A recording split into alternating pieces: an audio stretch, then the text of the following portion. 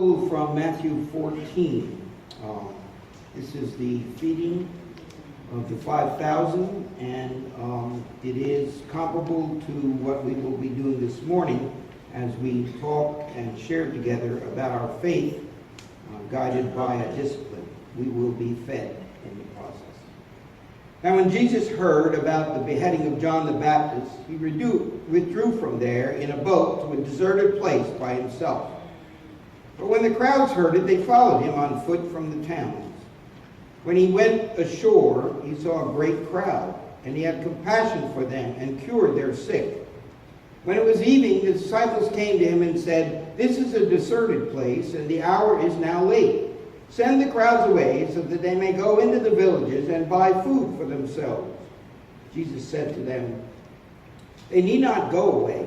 You give them something to eat." They replied, "We have nothing here but 5 loaves and 2 fish." And he said, "Bring them here to me." Then he ordered the crowds to sit down on the grass.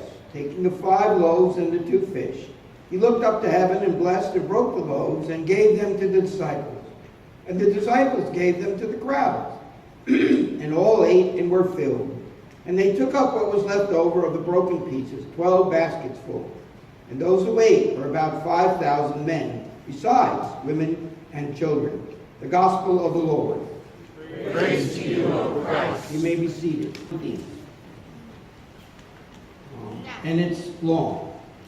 Now, about spiritual gifts, brothers and sisters, I do not want you to be ignorant. You know that when you were pagans, somehow or other, you were influenced and led astray. I'm going to switch down. There are different gifts, kinds of gifts, but the same Spirit. There are different kinds of service, but the same Lord. There are different kinds of working, but the same God works all of them in all people. Now to each one, manifestation of the Spirit is given for the common good. To one there is given through the Spirit the message of wisdom, to another the message of knowledge. By means of the same Spirit, to another faith, by the same Spirit, to another gifts of healing, by that one Spirit, to another miraculous powers, to another prophecy, to another distinguishing between spirits, and to another speaking in different kinds of tongues, and to still another an interpretation of tongues. All these are the work of one and the same Spirit, and he gives them to each one just as he determines. The body is a unit, though it is made up of many parts. Though all its parts are many, they form one body. So it is with Christ. For we were all baptized by one Spirit into one body, whether Jews or Greeks, slave or free, and we were all given the Spirit, one Spirit to drink. Now the body is not made up of one part, but of many. If the foot should say, "Because I'm not a hand, I do not belong to the body," it would not for that reason cease to be part of the body. And if the ear should say, "Because I am not an eye, I do not belong to the body," it would not for that reason cease to be part of the body. If the whole body were an eye, where would the sense of hearing be? If the whole body were an ear, where would the sense of smell be? But in fact, God has arranged the parts of the body, every one of them, just as he wanted them to be. And if they were all one part, where would the body be? As it is, there are more parts than one body, but one body. The eye cannot say to the hand, "I don't need you." And the head cannot say to the feet, "I don't need you." On the contrary, those parts of the body that seem to be weaker are indispensable. And the parts that we think are less honorable, we treat with special honor. And the parts that are unpresentable are treated with special modesty, while our presentable parts need no special treatment. But God has combined the members of the body and has given greater honor to the parts that lacked it, so that there should be no division in the body, but that its parts should have equal concern for each other. If one part suffers, every part suffers with it. If one part is honored, every part rejoices with it. Now you are the body of Christ, and each one of you is part of it. And in the church, God has appointed first of all apostles, second prophets, third teachers, then workers of miracles, also those having gifts of healing, those able to help others with the gifts of administration, and those speaking in different kinds of tongues. Are all apostles?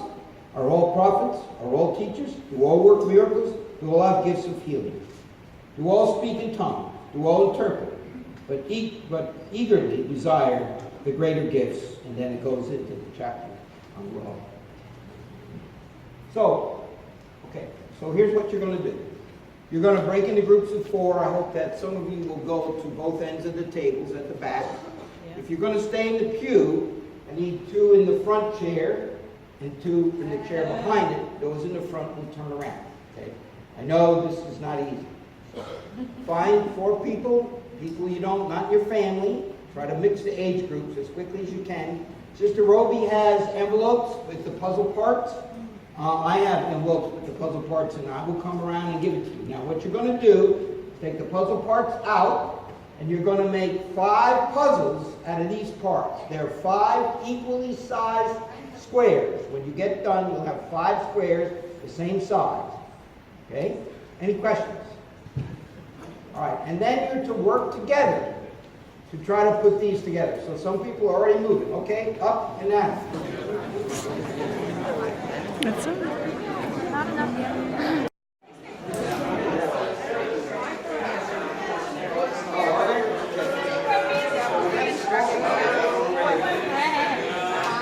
Oh, here they are. This is kind so we need a little piece from this here. It's too big. We're gonna have to break it off with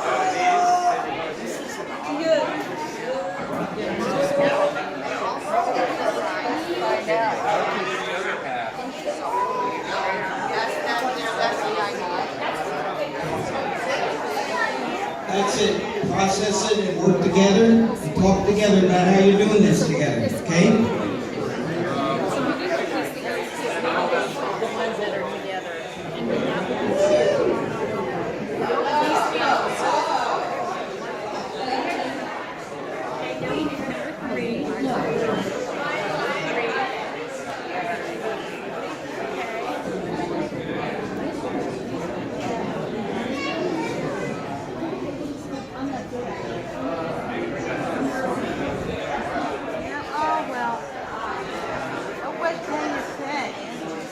What can you say? Yes, we are.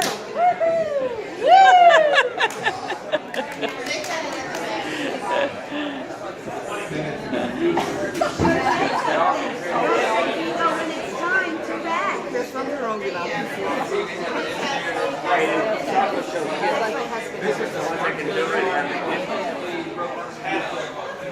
You don't have all the handles.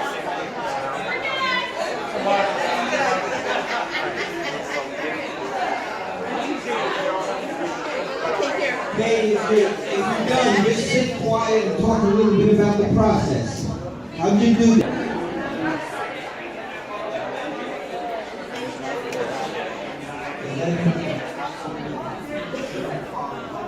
Letters don't, the writing is no value.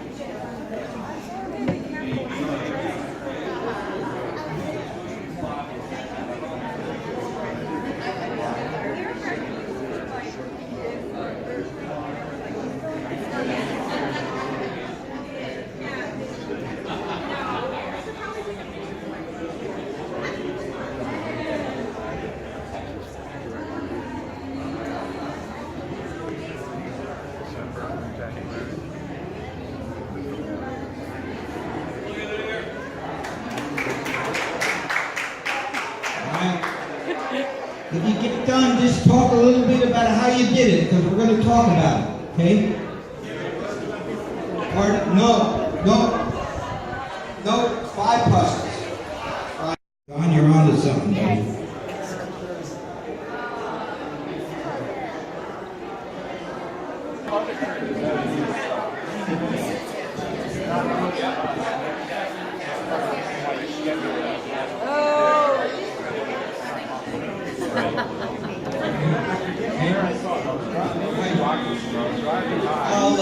I'll give you another minute. Who's not done? Put your hand up. Who's not done? I'll give you another minute.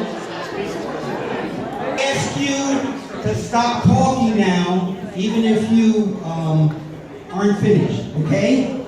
So, now I will tell you there's an interesting thing here, because one group put 5 squares. They were all different sizes, but they did get 5 squares out of it. So now I need somebody in a couple of groups to talk a little bit about the process, how it worked for your group. So is somebody willing to say for your group? Okay, so Mel, listen to Mel now, okay? So when we got together, we were willing to say that God's going to help us, okay? The first thing we did is we laid out all the pieces. We were willing to change. We started trying to put them together individually, but we were willing to change. We were willing to take advice. We had to know the goal, because at first we're like, what are we supposed to be making? One big square, or how many squares are we supposed to be making? So we had to know the goal. We had to experiment. We had to be flexible and willing to move a piece.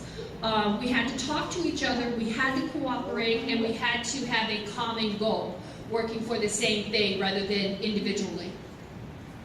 Okay, somebody else have a different perspective on how it worked for them. I need somebody to speak to that, okay?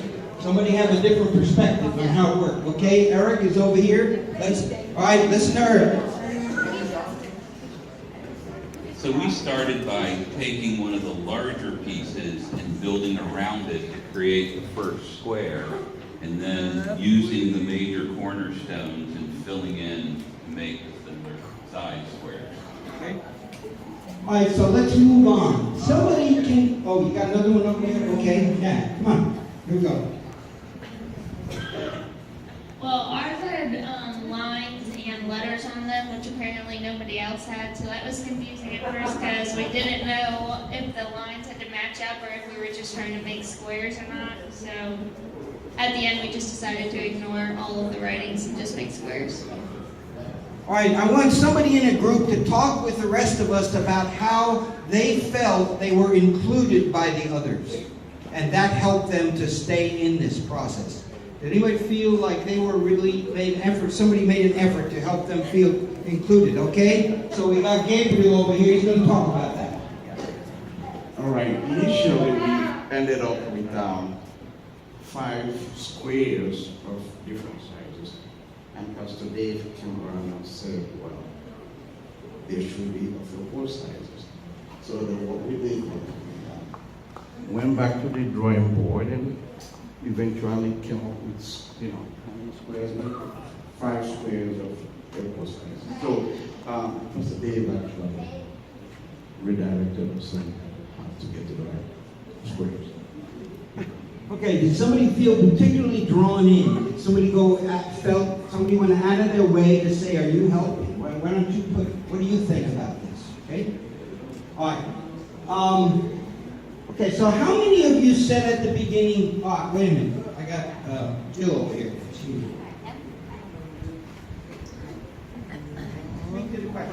Well, I don't know about that, but we had 4 squares and we're almost done, and with one quick glance to our neighbors on the other side of the table.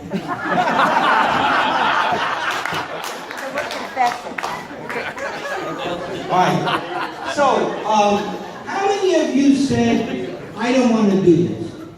I'd rather not be a part of this. Everybody said, come on, you can say, we don't do this kind of thing in church. Okay?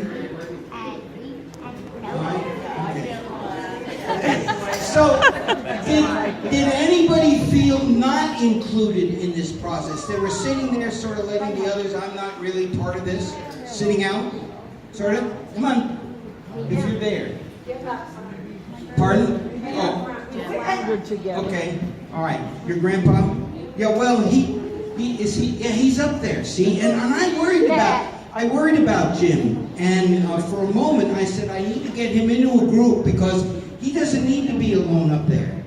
See, isolated, the things are not good for us. Okay, so here's really why I did this, and I want to hear from you more when you have the time. I don't want this to run too long, okay? This reminds us that we're the church. And a lot of things we do because we're part of the church.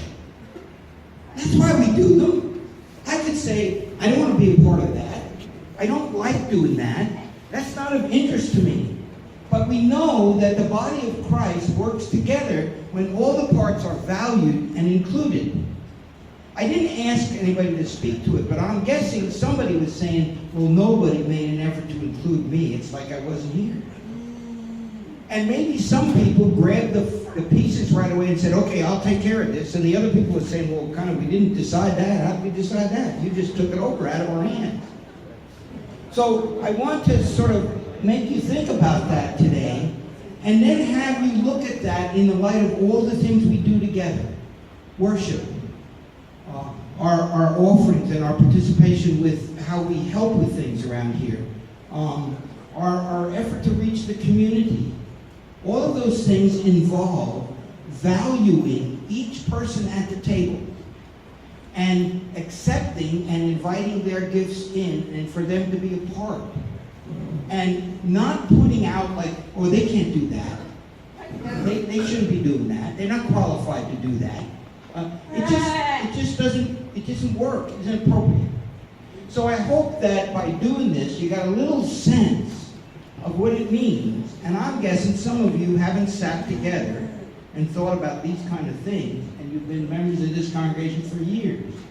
So I just wanted to kind of put you in a situation where you got a chance to do that. Anybody else have any insights that they're seeing or feeling they want to share? We can do a little bit of that. Anybody? Okay. You know, I didn't wait for Pastor to get done. I just went ahead and got a group, and then when I saw another group had 3 of the same age in it, I'm like, no, that's not what we were told. So the biggest thing for me is don't be afraid to go on out there. Okay. All right. Thanks. Anybody else? Anything related to this process? Okay, so let the stuff on the tables be and return to your place. And remember, we'll have to have help cleaning this up afterwards. Okay? Thank you. How many of you don't know what's coming next week? Well, you're going to be surprised. You're going to see things you don't imagine. You're going to see things you love. You're going to say, oh, I can't imagine why that happened. We ought to stop that next year. But you are in for a treat. But the biggest thing that's here is, how am I going to bring Jesus Christ to the people who come here this week and show them Him and help them understand Him and help them know a little bit about what it means to have faith in Him? And how, incidentally, are you going to do that for each other? Because you've got to model that this week. And so I'm praying, and I'm going to be here most of the days to try to see how this works and be a part of it with you. But the prayer is that God will give you strength and patience and a good sense of what's right and what's wrong, because there's some things you can do when there's 3 or 4 of you here together, but when you do it with 75, it's going to be a problem. So you got to have judgment about, I can't do that now. See?